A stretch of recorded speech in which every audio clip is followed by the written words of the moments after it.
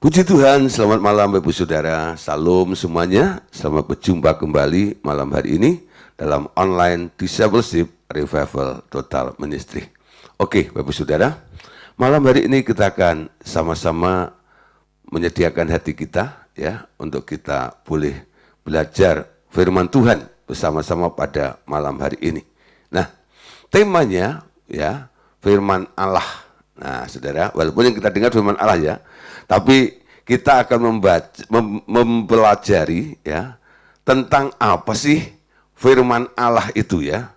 Nah, Saudara, kalau seseorang ditanya ya tentang firman Allah, pasti mereka akan mengacu kepada satu buku yang disebut Bible atau Alkitab ya.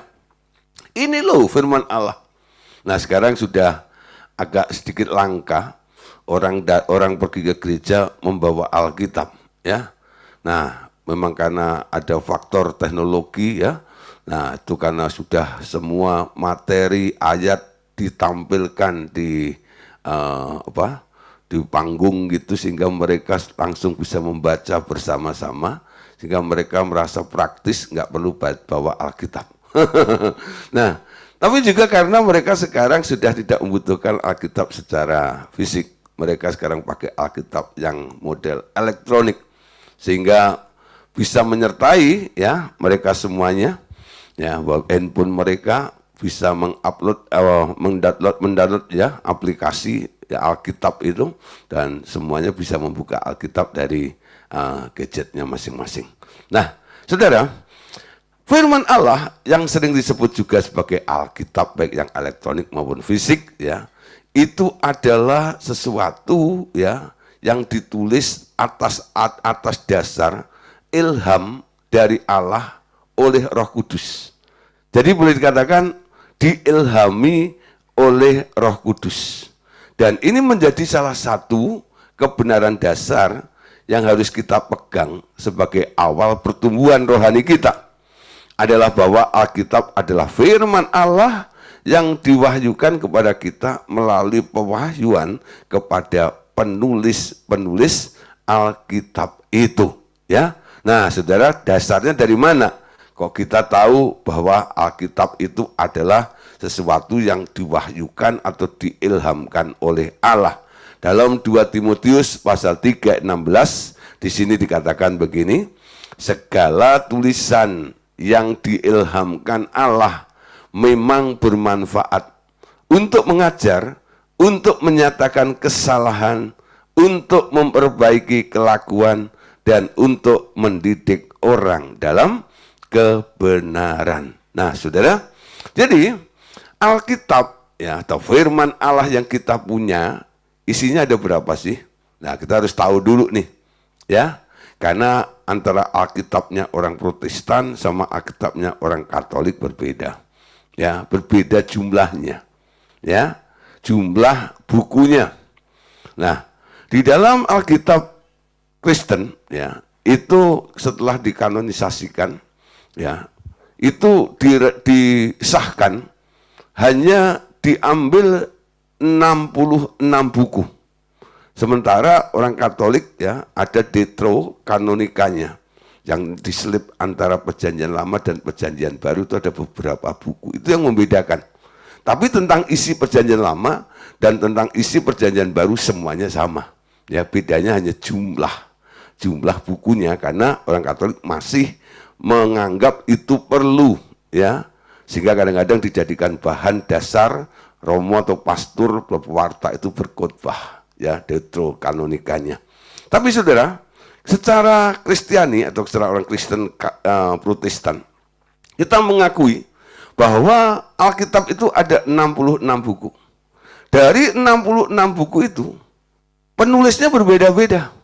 Ya. Contoh ya, Kejadian, Keluaran, Imamat, Bilangan, Ulangan, 5 buku itu yang nulis siapa? Yang nulis Musa, Saudara. Ya, yang nulis adalah Musa. Nah, terus ada kitab Yosua, ada kitab Hakim-Hakim yang menceritakan tentang tokoh-tokoh. Itu penulis-penulisnya bermacam-macam, ya. Setiap tokoh punya juru tulis sendiri masing-masing. yang melaporkan nanti, oh pernah kejadian seperti ini, ngalami ini, ada ini dan itu, lalu dituliskan dalam apa namanya, apa dulu kan belum ada kertas ya, dulu pakai kulit ya, kulit pohon, kulit binatang itu ya. Nah itu ditulis di sana. Lalu para arkeolog mulai mengumpulkan ya, lalu dipelajari, oh ini kayaknya ya ini dan itu, akhirnya dirumuskan ini adalah kitabnya Yeremia, itu adalah kitabnya Yesaya, ini adalah kitabnya Yosua, ini gulungan daripada kitabnya Musa dan sebagainya. Nah, saudara, dari berbagai macam penulis ini, herannya satu dengan yang lainnya itu nggak saling bertentangan, justru saling mendukung, saling melengkapi. Kenapa kok bisa seperti itu? Padahal eranya ya, waktu mereka menuliskan itu juga waktunya kadang-kadang berbeda juga. Ya, orang yang menulis kitab Kejadian, Keluaran, Bilang, Ulangan itu sama yang menulis dalam kitab Yesaya beda tahun sudah, ya. Tapi mereka bisa terhubung, relate ya. Mereka saling mendukung satu dengan yang lain. Kenapa bisa seperti itu? Nah, sekarang ya walaupun penulisnya berbeda, tapi sumbernya satu. Semua itu didasarkan atas sebuah ilham. Siapa yang mengilhamkan? Ya, yang mengilhamkan adalah Allah. Dalam 2 Timotius 3:16 tadi dikatakan segala tulisan yang diilhamkan Allah kepada para penulis itu semuanya. Ya. Nah, saudara, kalau Anda lihat 4 Injil itu ya, Markus, Matius, Markus, Lukas, Yohanes. Walaupun ya hampir sama sih, tapi pasti ada ya sedikit mana yang lebih tajam gitu loh, penilaiannya dalam perkara apa. Karena apa? Matius, Markus, Lukas, Yohanes adalah murid-murid Tuhan Yesus yang ya melihat, mengalami bersama Yesus, mereka menuliskannya. Menurut Injil Matius, Yesus itu seperti apa? Menurut Markus, Yesus itu seperti apa? Tapi Yesus yang sama, ya. Tapi bukan berarti ya uraian mereka itu berbeda satu dengan yang lain lalu saling bertentangan, tidak. Saling melengkapi, ya. Sehingga kita bisa melihat apa yang tidak ada di dalam kitab Matius bisa kita temukan di dalam kitab Markus. Ya, apa yang tidak ada di dalam kitab Markus dan Matius bisa kita temukan di dalam kitab Yohanes. Dan apa yang kita ada dalam kitab Yohanes ya atau Matius, Markus bisa kita temukan juga di dalam kitab Lukas ya. Nah, kalau Matius, Markus, Lukas, Yohanes itu semua menuliskan hal yang sama, membuat kita semakin teguh. Empat-empatnya menyatakan hal yang sama, semakin kuat keyakinannya tuh. Nah, jadi penulisnya boleh berbeda, tapi isinya saling menunjang, saling mendukung, saling melengkapi. Ya, karena segala tulisan itu yang mengilhamkan adalah satu pribadi yang sama, yaitu Allah sendiri melalui Roh Kudus mengilhamkan kepada para penulis-penulis kitab itu. Amin. Nah, Bapak Saudara, kenapa harus ditulis sekarang? Kalau nggak ditulis, Anda nggak ngerti. Kenapa Anda harus ngerti? Gara-gara Alkitab itu, kita baca Kejadian sampai Wahyu, Anda akhirnya ngerti banyak hal, bukan? Coba kalau nggak ada Alkitabnya, Anda ngerti dari mana? Jadi kita bersyukur ya, semua agama punya Alkitab. Ya, orang Kristen punya Alkitab juga. Dan Alkitab orang Kristen adalah Alkitab yang diilhamkan, diwahyukan oleh Allah kepada para penulis, sehingga kita punya fisiknya, punya tulisannya, ada buktinya, ada ceritanya, ada alurnya, sehingga kita membaca Alkitab kadang-kadang kita geleng-geleng itu. Ya kok bisa gini? Oh bener ya, oh itu gitu ya, itu banyak kita tahu hal ya. Nah, untuk apa saudara? Ada manfaatnya ya. Kita kembali kepada 2 Timotius 3:16 tadi, dikatakan segala tulisan yang diilhamkan Allah memang bermanfaat. Perhatikan, ada manfaatnya. Untuk pertama, yaitu untuk mengajar, ya, untuk mengajar. Jadi kalau Anda membaca Alkitab, Anda banyak belajar sesuatu. Entah Anda belajar dari kehidupan tokoh-tokoh dalam Alkitab, atau Anda bisa belajar tentang bagaimana keputusan Allah ketika memutuskan sesuatu kepada manusia. Oh, Allah itu seperti itu. Anda bisa belajar, ya. Karena firman itu bisa untuk mengajar. Nah, kalau Bapak Ibu Saudara mungkin punya anak, ya, punya teman dan sebagainya yang sedikit agak error, ya, yang enggak, ya mungkin susah diatur dan sebagainya, butuh pengajaran. Anda sekarang boleh pakai Alkitab juga sebagai dasar. Boleh Anda bagikan kepada mereka supaya mereka boleh belajar. Amin.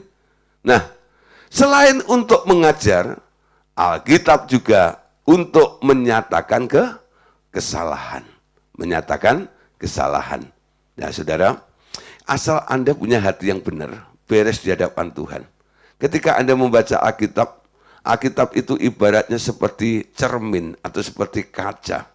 Ketika engkau berdiri, ya, di hadapan kaca atau firman itu, nah nanti Anda bisa melihat apa yang ada di dalam kaca itu.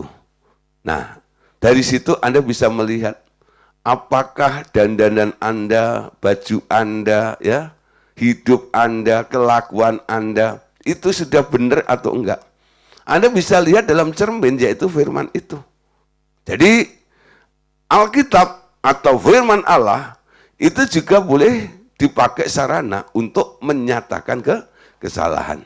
Tapi banyak orang Kristen kadang-kadang baca Alkitab nggak merasa salah tuh. Ya, kenapa kok bisa begitu? Ya, karena saya menemukan beberapa orang, saudara, ya, mereka datang kadang-kadang minta berjumpa dengan saya, lalu ngobrol-ngobrol gitu, ya, lalu minta pendapat kepada saya, ya, lalu Pak, ya, menurut Bapak, ya, saya ini salah atau benar? Lalu saya tanya, Bapak pernah baca Alkitab atau enggak? Oh, sering, Pak. Saya sudah 3 kali baca Alkitab itu dari Kejadian sampai Wahyu sudah habis. Nah, istilah orang dunia sudah katam, ya, sudah tahu. Saya tes, ya, ada apa di dalam kitab Kejadian, beberapa cerita, dia tahu semuanya, ya. Dalam Perjanjian Baru tentang Paulus, Titus dan sebagainya, dia ngerti gitu, ya, tahu, ya, bahkan ayatnya hafal, ya. Tapi saya heran, orang yang rajin baca Alkitab ini, kenapa, ya, apa yang sedang dialami, sebenarnya saya ngerti, dia salah atau enggak. Tapi sebelum saya menjawab, menjelaskan kepada orang itu, saya tanya, apakah engkau pernah bercermin, mengaca dengan firman itu? Membaca firman itu. Dan apa kata firman? Nah, kenapa gambar itu tidak ditemukan dan nampak kepada orang itu ketika orang itu baca firman-Nya? Karena sikap hatinya. Mereka kalau datang kepada Tuhan atau kepada hamba Tuhan sekalipun, bukan cari kebenaran, tapi cari pembenaran. Orang yang cari pembenaran, ya, dia selalu minta dukungan. Apa yang dilakukan ini kalau boleh jangan dibilang salah.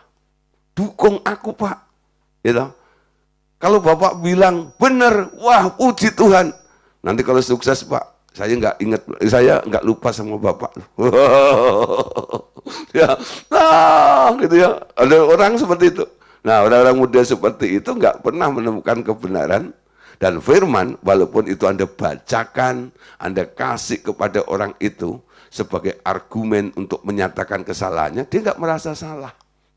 Firman itu untuk menyatakan kesalahan. Amin. Nah, yang ketiga, saudara, firman ditulis untuk apa? Firman ditulis untuk memperbaiki kelakuan. Ketika seseorang sudah menyadari dirinya salah karena firman itu menyatakannya, lalu ada way out-nya. Apa yang harus dilakukan? Apa yang harus dikerjakan sekarang? Kalau yang ini sudah dinyatakan salah, saya harus bagaimana? Banyak ayat-ayat di dalam Alkitab. Nasihat-nasihat untuk kita hidup bijak, hidup benar, betul ya? Apalagi kalau membaca kitab Amsal, dari pengalaman seorang raja yaitu Salomo, ya. Dia banyak nasihat-nasihatnya. Dan itu bisa kita berikan kepada mereka untuk yang perlu memperbaiki kelakuan, dan firman ini bisa kita jadikan acuannya. Amin. Nah, saudara, yang keempat, untuk mendidik orang dalam kebenaran. Amin. Nah, kadang-kadang orang merasa dirinya sudah baik. Baik belum tentu benar. Alkitab itu kebenaran. Kebenaran itu melampaui kebaikan. Ya. Jadi kadang-kadang ada orang bilang, Pak, memang kalau kita hidup atau melakukan kebenaran itu sakit. Ya. Kalau Anda melakukan kebaikan, Anda akan dipuji banyak orang. Tapi kalau Anda melakukan kebenaran, kadang-kadang Anda bahkan mengalami aniaya. Betul ya? Mengalami aniaya. Mendidik orang dalam kebenaran. Membuat hidup kita benar, punya prinsip. Bukan hanya menyenangkan orang. Kebenaran itu adalah sikap untuk kita boleh menyenangkan hatinya Tuhan. Bukan sekedar menyenangkan hatinya hatinya orang saja. Ya.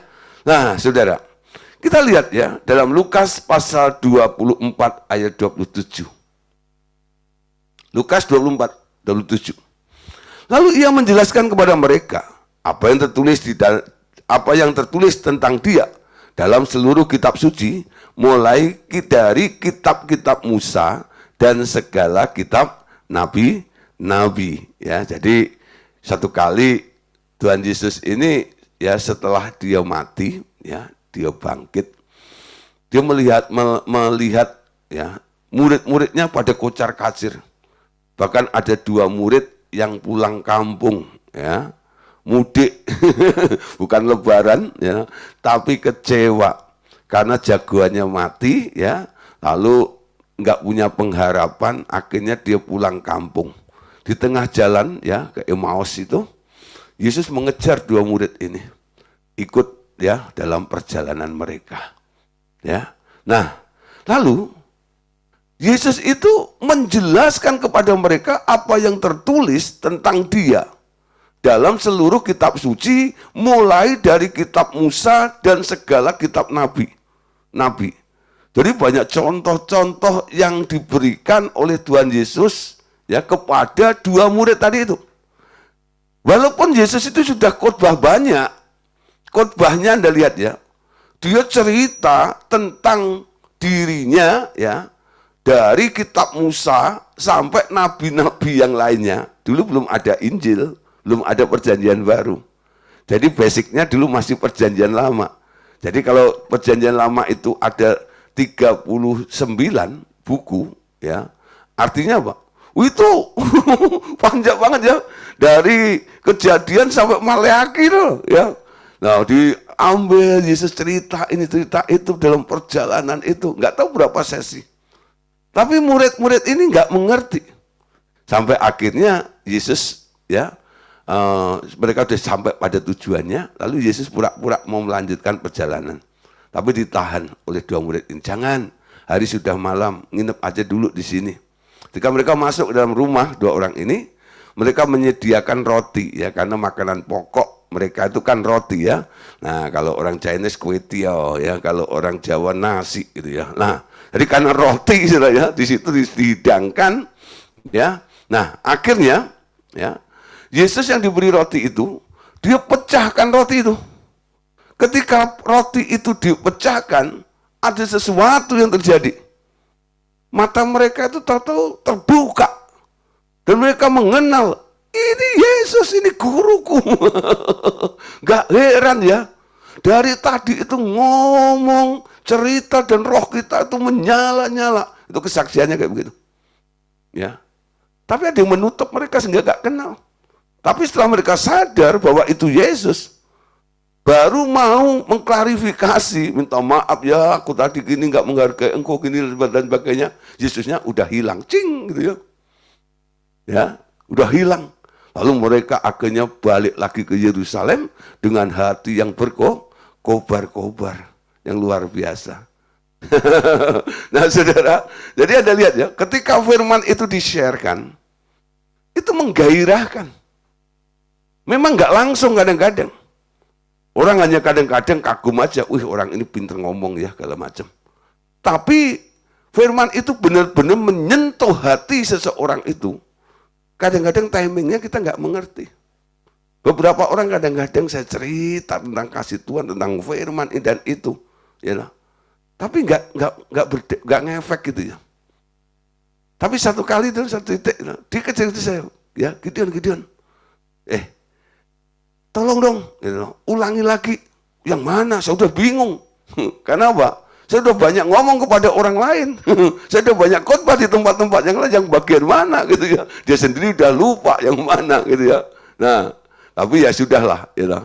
Apa yang bisa saya lakukan akhirnya ya walaupun firman sederhana ya, saya ambil beberapa ayat, mereka bisa mengalami satu sentuhan dari firman itu. Dan semakin hari mereka semakin hidup menurut kebenaran firman itu. Nah, saudara, jadi firman-firman ini perlu kita pahami. Cara memahaminya dengan apa? Menyelidiki, ya. Yohanes 5, 39-40. Kamu menyelidiki kitab-kitab suci, sebab kamu menyangka bahwa olehnya kamu mempunyai hidup yang kekal. Tetapi walaupun kitab-kitab suci itu memberi kesaksian tentang aku, namun kamu tidak mau datang kepadaku untuk memperolehi hidup itu. Ada beberapa orang yang kelihatannya terlibat, ya, mungkin sekolahnya disebut sekolah teologi. Oh ya, sekolah teologi yang dipelajari apa? Ya Alkitab, betul ya. Yang diceritakan tentang apa? Ya tentang Tuhan, tentang Allah dan sebagainya ya. Nah, zaman dulu ada kelompok seperti itu. Sampai mereka punya gelar disebut ahli. Ya, ahli Taurat. Mereka adalah orang-orang yang menyelidiki kitab-kitab suci itu. Hafal, saudara. Anda lihat ya, ketika ahli Taurat orang Farisi menyerang Yesus, mereka punya argumennya. Argumennya apa? Ayat Alkitab, saudara. Firman Tuhan, Taurat, ayat Alkitab. Terus ini dan itu dan sebagainya. Dia tahu persis, karena apa? Mereka ahli, ya.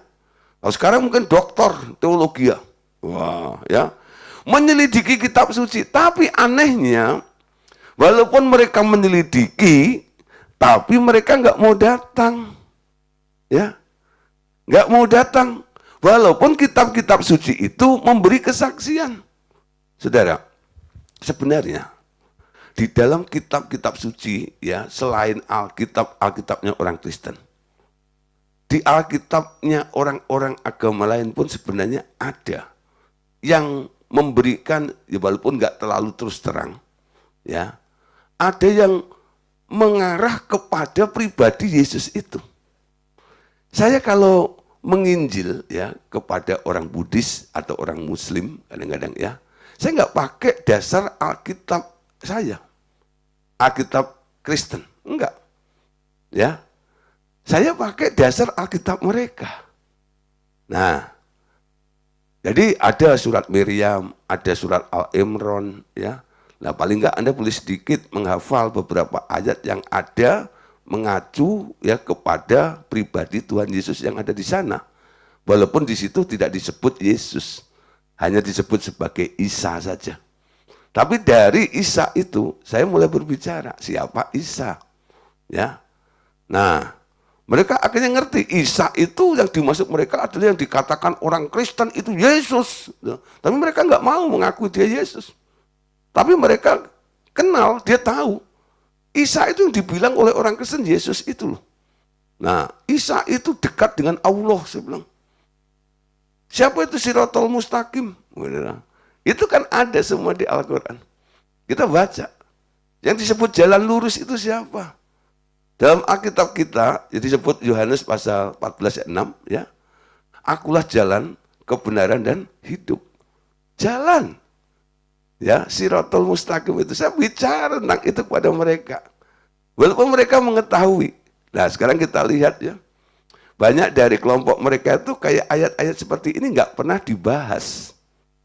Yang lebih banyak dibahas adalah hadis-hadisnya. Jadi prinsip-prinsip kebenaran yang ada di situ sehingga banyak orang awam nggak memahami dan nggak bisa mengerti tentang penjelasan. Karena apa? Nggak pernah dibahas di kelompok mereka.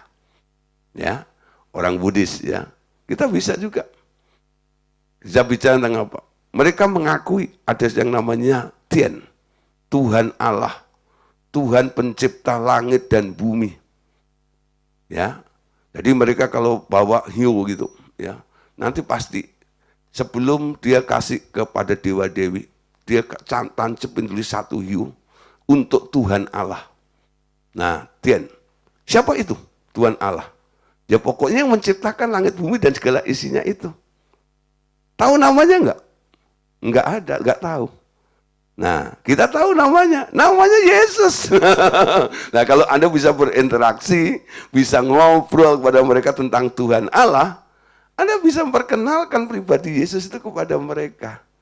Banyak orang tadi katakan, menyelidiki walaupun kitab-kitab suci itu memberi kesaksian tentang aku, namun kamu tidak mau datang kepadaku untuk memperoleh hidup itu.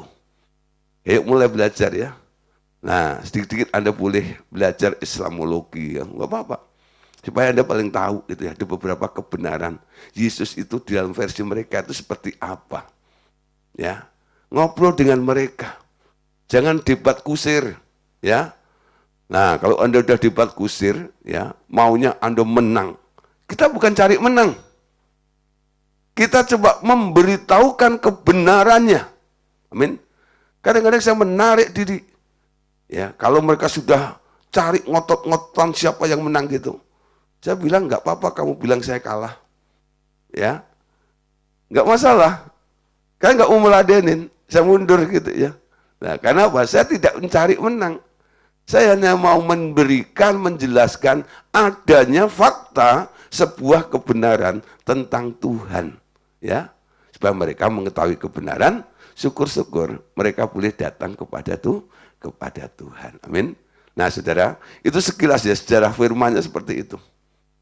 Jadi Alkitab yang kita miliki itu sangat berguna karena diilhamkan oleh Allah kepada para penulis, punya manfaat, punya tujuannya. Kalau Anda bisa menggunakannya, banyak orang akan diselamatkan ketika mendengar dan membaca firman. Yang kedua, saudara, firman Allah itu adalah makanan. Ya. Makanan rohani. Ketika Tuhan Yesus masuk ke dalam hati kita, karena kita undang dia dengan iman, berdasarkan janjinya sendiri dalam Wahyu 3:20, ia mengajak kita makan bersama. Makanan bagi roh kita adalah firman Allah. Lihat ayatnya, Wahyu 3:20. Lihat, aku berdiri di muka pintu dan mengetuk. Jikalau ada orang yang mendengar suaraku dan membukakan pintu, aku akan masuk, ya, mendapatkannya dan aku makan bersama dengan dia dan ia, ya, bersama dengan aku. Jadi ketika Tuhan Yesus masuk ke dalam hati seseorang karena diundang masuk, lalu dia bilang, aku akan masuk mendapatkannya dan aku makan bersama dengan dia. Makan apa? Makan firman. Jadi orang yang baru mengundang Yesus mengalami kelahiran baru, biasanya punya rasa haus, kerinduan untuk firman itu luar biasa. Ya, betul. Ya, dulu suka baca komik gitu ya. Itu udah komiknya tinggal. Sekarang bacaannya beda, ya. Alkitab, ya, Alkitab. Kenapa? Yesus yang ada di dalam dirimu itu mendorong, mengajak Anda untuk makan. Makan apa? Makan firman. Ya, makan firman. Nah, tapi awalnya karena masih baby Christian, ya, masih bayi rohani, kadang-kadang melakukan diet rohani. yang dibaca milih-milih. Ya, milih-milih gitu ya. Kira-kira kitab-kitab apa yang mengenakkan, yang menyejukkan gitu ya. Menghindari teguran ini dan itu dan sebagainya. Masih diet rohani ya. Karena yang dipilih adalah makanan-makanan yang enteng. Ya, Petrus mengatakan dalam 1 Petrus 2:2, dan jadilah sama seperti bayi yang baru lahir, yang selalu ingin akan air susu yang murni dan yang rohani, supaya olehnya kamu bertumbuh dan beroleh keselamatan. Ya, nah, jadi makanan yang masih ya dipilih-pilih yang enak-enak itu disebut susu. Susu ya, baca firman seger, enak, puas gitu ya. Nah, itu susu. Enggak apa-apa. Itu pertama kali, ya. Setelah itu harus mulai ada pertumbuhan. Ibrani pasal 5:12 katakan, sebab sekalipun kamu ditinjau dari sudut waktu, sudah seharusnya menjadi pengajar. Kamu masih perlu lagi diajarkan asas-asas pokok dari penyataan Allah, dan kamu masih memerlukan susu, bukan makanan keras. Kenapa harus bertumbuh? Harus berpindah, harus berubah pola makannya dari susu menjadi makanan keras. Ayat 13. Sebab barang siapa masih memerlukan susu, ia tidak memahami ajaran tentang kebenaran, sebab ia adalah anak kecil, ya, baby Christian, ya. Jadi anak kecil. Coba nih, kalau Bapak sudah dibilang, kamu kayak anak kecil gitu. Saya ngomong ke Pak Joel, Pak Joel kayak anak kecil ya gitu. Enak aja Pak Gideon. Dasarnya apa? Bilang saya kayak anak kecil ya. Nggak terima dong, betul ya?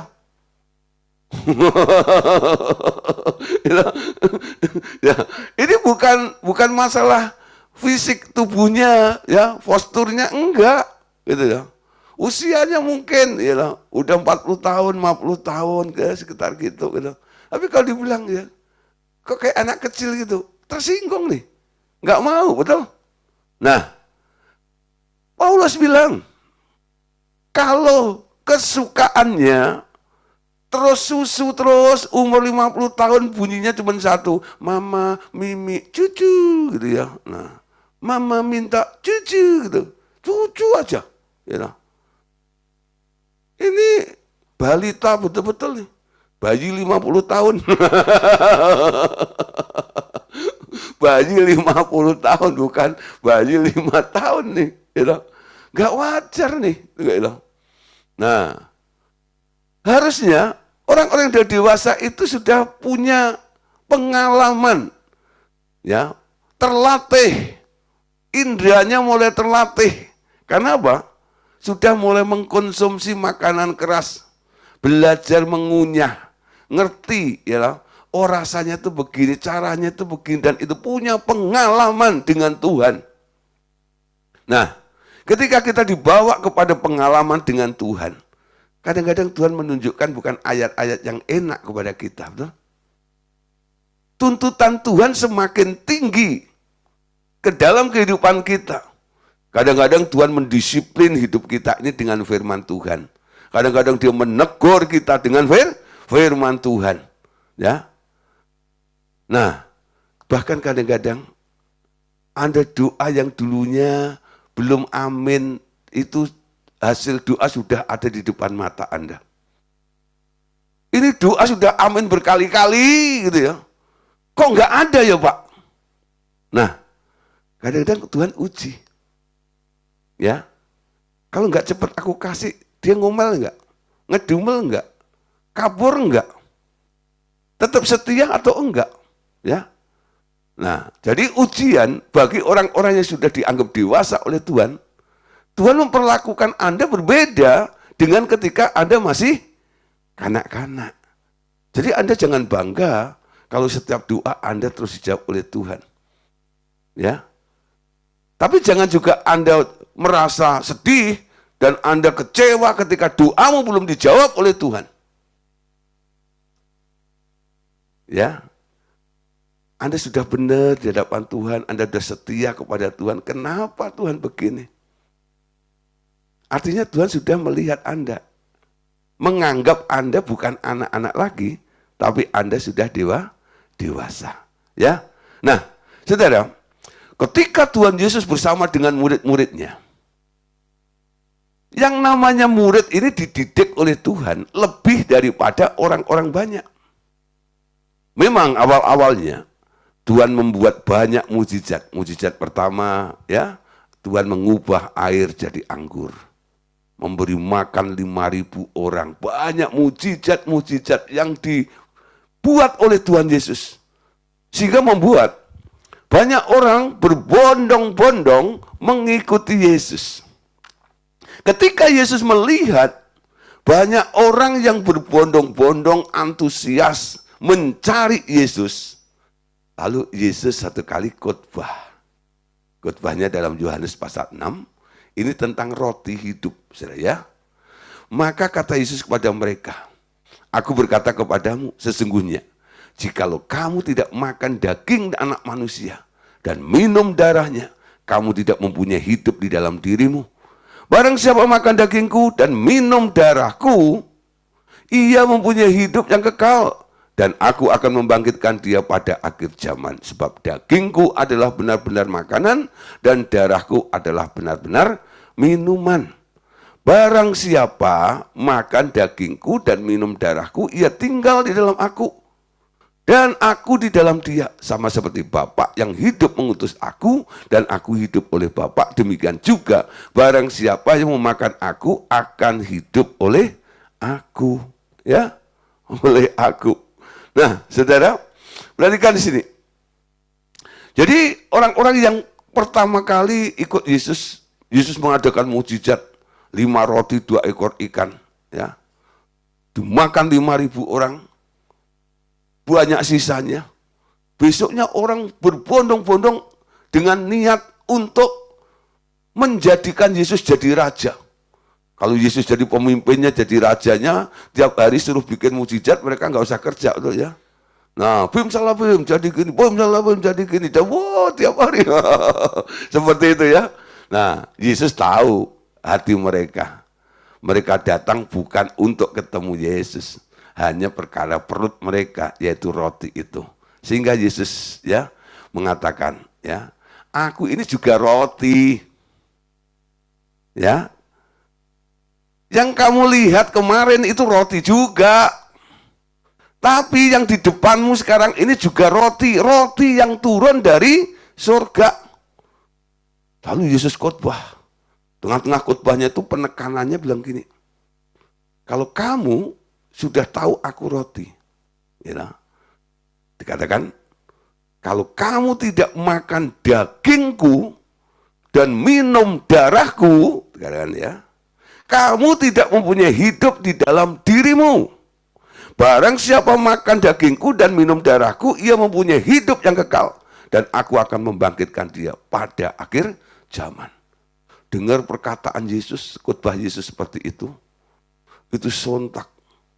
Itu murid-murid yang banyak dia. 5.000 orang lebih loh. Kabur semuanya. Ngomel semuanya. Ngedumel semuanya. Mereka bilang, ini khotbah apa? Suruh makan daging anak manusia. Suruh minum darah. Ini ajaran kanibalisme ya. Ya, ajaran kanibalisme ya. Ya. Nah, mereka kabur semuanya. Sampai tinggal beberapa muridnya saja itu yang tinggal dengan mereka, ya. Nah, sampai akhirnya Yesus berkata kepada murid-muridnya yang masih tinggal itu. Dia bilang di dalam ayat 62 ya. 61. Oke. Oh, sorry. Ya. Yesus yang di dalam hatinya tahu bahwa murid-muridnya bersungut-sungut tentang hal itu, berkata kepada mereka, adakah perkataan itu menggoncangkan imanmu? Dan bagaimanakah jikalau kamu melihat anak manusia naik ke tempat di mana ia sebelumnya berada? Rohlah yang memberi hidup. Daging sama sekali tidak berguna. Perkataan-perkataan yang kukatakan kepadamu adalah roh dan hidup. Ya, nah itu murid-murid kabur semuanya. Lalu murid-muridnya, 12 murid itu ngedumel, bersungut-sungut. Kenapa sih guru tadi ngomong seperti itu? Sehingga semua audiens pada kabur semuanya, gitu ya. Ketika Yesus melihat kondisi seperti ini, Yesus tahu murid-muridnya ini bersungut-sungut, ya.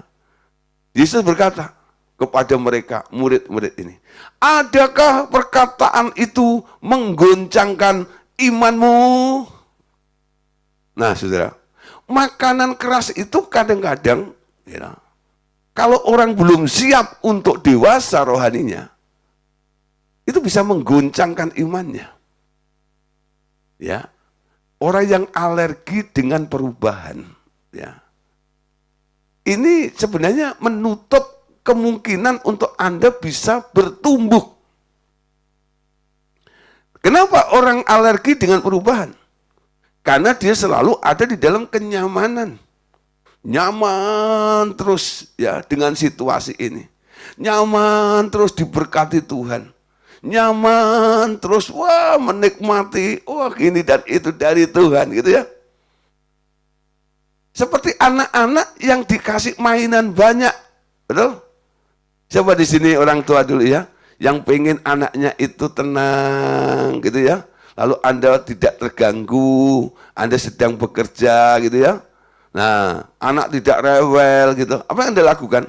Kasih banyak mainan ya. Lalu anak itu asik dengan mainannya, nyaman dengan mainannya itu. Tapi ketika Anda suruh mandi, biasanya berontak, ya, nggak mau. Lalu kita marah. Sampai kapan kamu main terus kayak begitu? Disuruh mandi nggak mau. Asik dengan mainannya seperti itu. Nah, banyak orang kadang-kadang seperti itu. Asik dengan berkatnya gitu, ya. Sambil nyanyi, hitung berkatmu satu gitu ya. 1 juta, 2 juta, 3 juta, 1 miliar, 2 triliun.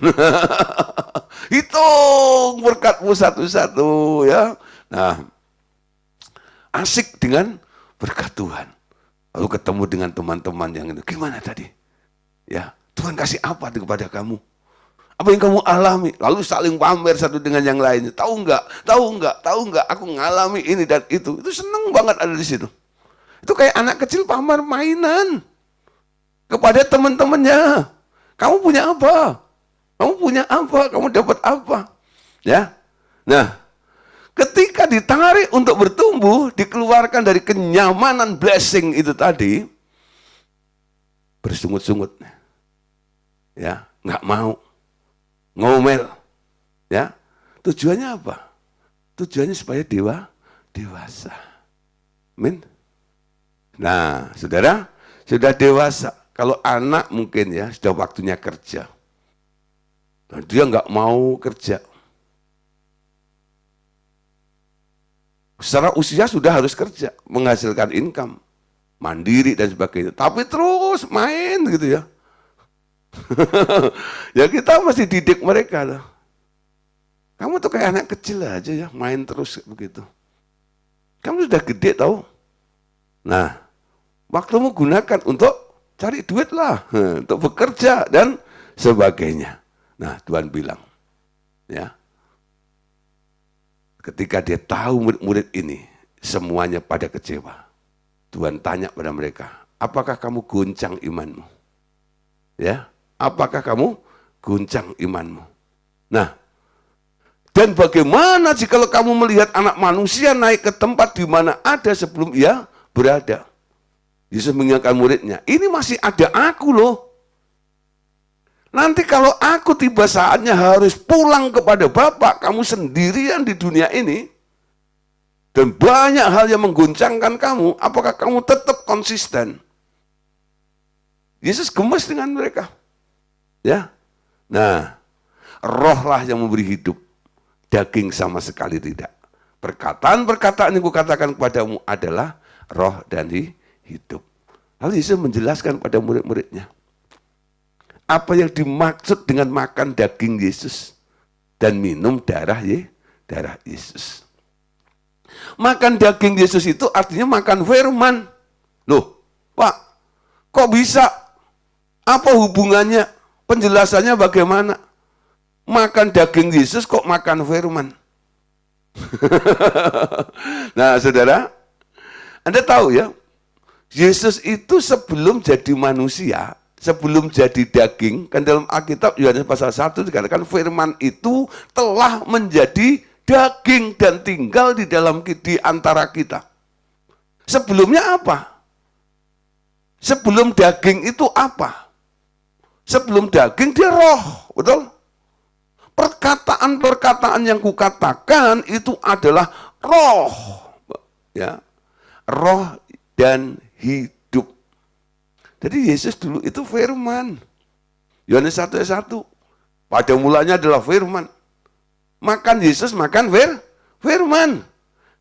Dengar firman, ya, itu sama dengan makan. Ya. Makan. Ada beberapa murid, ya. Kalau saya suruh doa sebelum saya mengajar atau khotbah itu. Dia doa, Bapak surga kami ucap syukur. Kami siapkan hati kami malam hari ini atau pagi hari ini. Sebentar kami akan sama-sama makan firman. Makan firman, ya. Nah, makan firman. Lalu ketika saya mulai khotbah, mereka menerima suapan demi suapan. Makasih Pak, saya sudah kenyang. Firmannya mengenyangkan hari ini. Kenapa? Mereka makan firman. Dengar firman seperti itu, makan firman namanya. Ada orang habis kelas pemuridan seperti ini, dia bilang, Pak, puji Tuhan, saya puas, saya dikenyangkan. Ya. Berapa hari ini saya gerakkan Tuhan untuk mengupload ya YouTube pemuridan ini ke Facebook saya. Ya. Ini ada beberapa orang komen ya kecantol gitu. Mereka bilang, Pak, puji Tuhan ya, saya bisa mendengar seperti ini dan itu. Ya, saya coba untuk upload hanya linknya itu nggak kebuka ke mereka ya kadang-kadang karena merasa takut kena kuota pulsa atau apa gitu. Kalau langsung gitu kalau macam langsung suara kan. Mereka nggak repot-repot buka ke YouTube itu, buka Facebook langsung dengar suara saya gitu. Padahal kuota juga. Tapi mereka langsung dengar kalau macam itu. Mereka merasa terberkati, ya. Nah, tapi ya puji Tuhan, ya. Saya coba ya untuk mengupload ke Facebook supaya beberapa orang bisa juga mendengar tentang pengajaran-pengajaran seperti ini. Amin. Nah, saudara, jadi ketika Tuhan bicara tentang daging, ya, manusia, anak manusia dan darah, itu bicara firman. Tapi firman yang kualitasnya bukan susu. Makanan keras, amin. Sehingga banyak yang nggak bisa terima. Nah, banyak yang nggak bisa terima. Ada beberapa orang kadang-kadang di dalam komsel yang saya ceritakan kemarin tuh ya, dia bilang, Pak, kalau Bapak khotbah kayak begini nggak bisa Pak, ini khotbah di kelompok kalangan kami. Kenapa? Kabur semuanya Pak. Makanya saya nggak khotbah ini di kelompok Anda, saya bilang. Kalau saya diundang di kelompok Anda, mungkin khotbahnya bukan ini, saya bilang. Ini khotbah untuk para leader, saya bilang. Yang ngumpul di sini kan pemimpin-pemimpin semuanya. Makanya saya harus ngomong keras. Makanan keras yang saya sajikan. Kalau saya kasih makanan bubur kepada kalian semuanya sudah ada tahu buat apa. Yang belum tahu, yang saya sampaikan kepada kalian semuanya. Ya, nanti kalau Anda undang di kelompok Anda yang masih bayi-bayi, saya akan bicara tentang susu dan madu. Tapi di kalangan para leader seperti ini ya saya harus bicara prinsip ya, kebenaran firman sebagai makanan keras. Amin. Jadi bertumbuh ya. Jadi Alkitab yang pertama adalah sesuatu yang diilhamkan oleh Allah, bermanfaat untuk mengajar, ya, menasihati, mengingatkan, menginsapkan akan dosa dan sebagainya tadi. Nah, terus Alkitab itu ya, firman itu juga makanan bagi kita. Seperti tubuh kita perlu makan, Anda juga perlu makan firman. Nah, saudara, ada dua jenis firman, ya. logos dan rema, atau rema dan logos. Ya. Rema dan logos. Dalam bahasa Yunani, ada dua macam kata dipakai untuk kata firman Allah, yakni logos dan rema. Nah, saudara, apa itu logos? Secara sederhana, logos adalah firman Allah yang menjadi satu bentuk atau membaku, seperti Yesus adalah firman yang menjadi daging. Alkitab juga adalah logos, ya. Nah, rema adalah perkataan Allah kepada seseorang pada suatu saat. Ada logos, ada rema. Tadi dikatakan, logos adalah firman Allah yang menjadi suatu bentuk atau sudah membaku. Jadi Alkitab, baik aplikasi maupun Alkitab fisik, itu sudah membaku, ya, jadi satu bentuk. Nah, itu disebut logos. Firman yang tertulis, ya, jadi tulisan. Bisa Anda baca ulang, itu ya, kembali lagi. Nah, bisa Anda bagikan kepada orang lain, ya, Anda pinjamkan pada orang lain. Itu namanya logos. Ya. Jadi semua firman yang berubah wujud menjadi bentuk, ya, atau fisik disebut logos.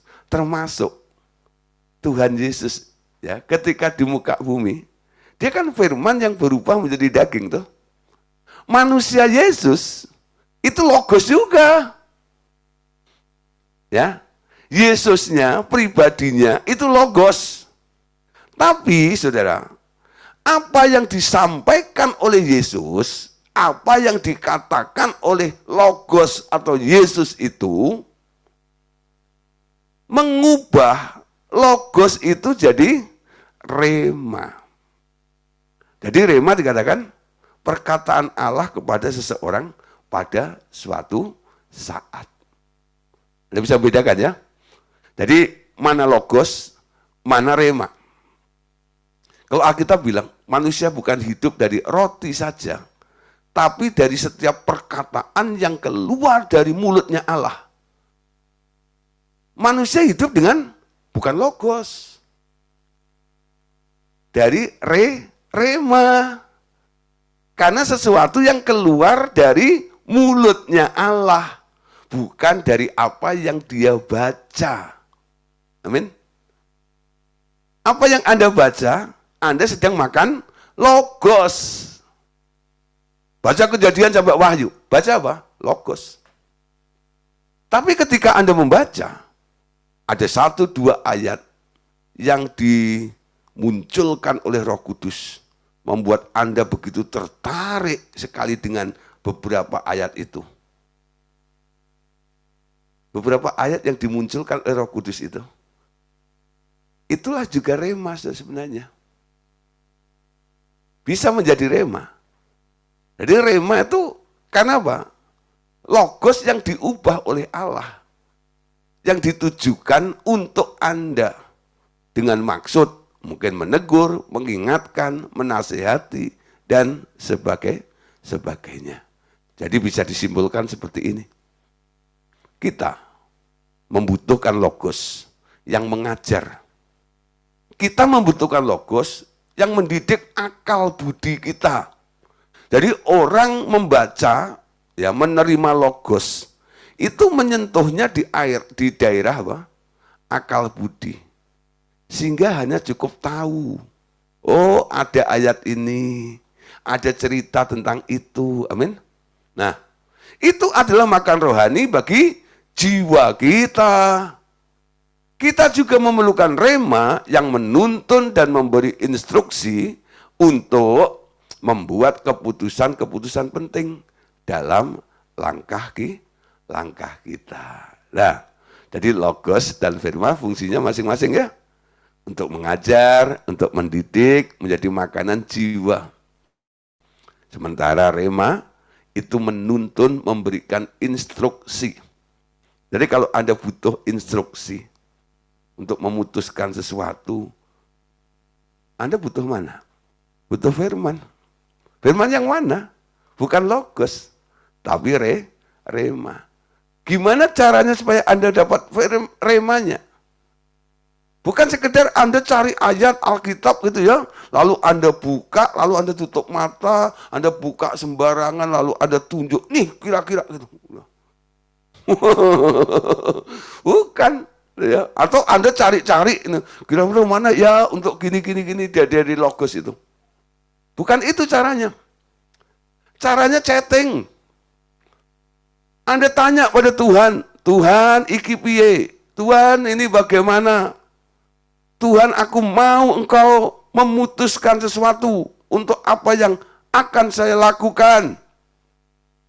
Arahkan hidupku ya Tuhan. Lalu Anda dengar Tuhan bicara. Ketika Anda dengar Tuhan bicara, Anda mendapat rema. Amin. Mendapat rema. Contoh secara simpel saja ya. Ketika saya khotbah gitu, terus ada orang bilang, Pak, ya. Tadi ada beberapa poin, itu gue banget loh Pak. Gitu ya. Gue banget. Artinya apa? Apa yang saya sampaikan diubah oleh Roh Kudus untuk seseorang tertentu. Menjadi rema bagi mereka.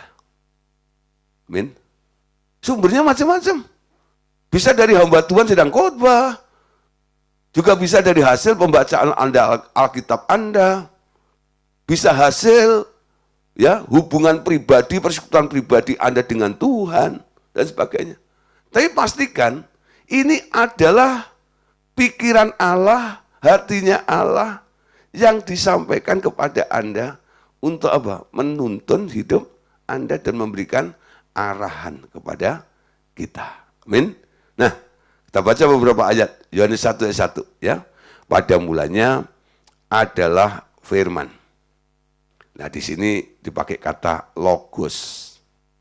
Firman atau logos itu bersama dengan Allah, dan firman logos itu adalah Allah. Siapa yang dimaksud? Yesus.